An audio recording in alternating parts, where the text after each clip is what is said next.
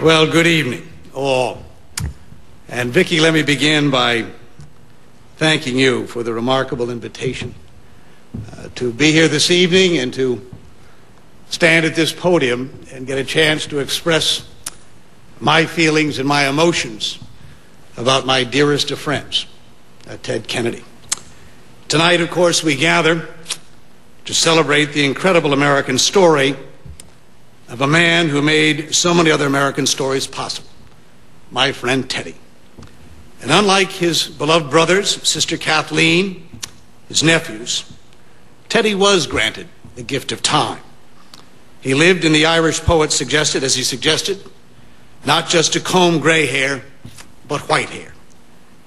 And if you look at what he achieved in his 77 years, it seems at times as if he lived for centuries.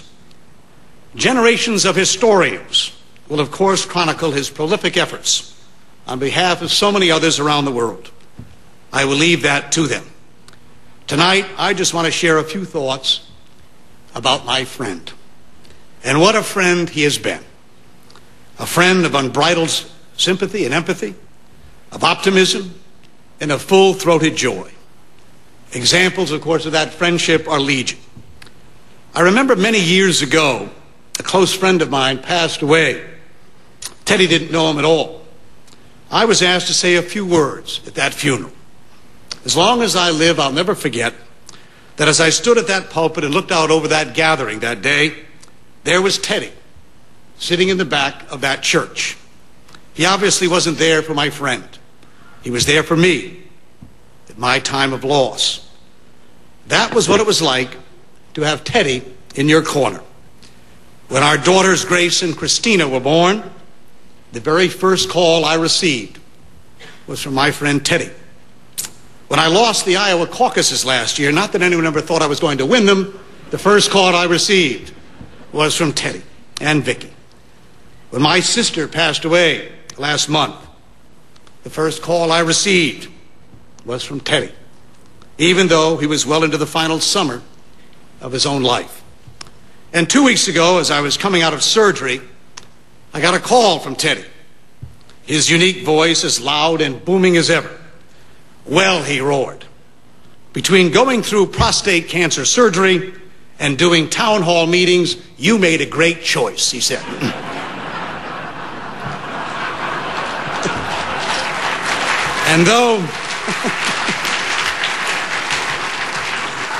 And though he was dying, of course, and I was hurting, believe me, he had me howling with laughter in the recovery room as he made a few choice comments I cannot repeat this evening about catheters. As we all know, of course, Teddy had a ferocious sense of humor. In 1994, he was in the political fight of his life against Mitt Romney. Before the first debate, held in Boston's, of course, historic Faneuil Hall, I was with Teddy and Vicki that evening, and his team, and along with everyone else, we were offering our advice before the debate began. Teddy, I cautioned, we Irish always talk too fast. Even if you know the answer to a question, you have to pause, slow down, and at very least appear to be thoughtful. Well, out he went. And of course, the very first question was something like this. Senator, you've served the Commonwealth of Massachusetts for nearly 35 years in the United States Senate. Explain then why this race is so close. Teddy paused. And paused.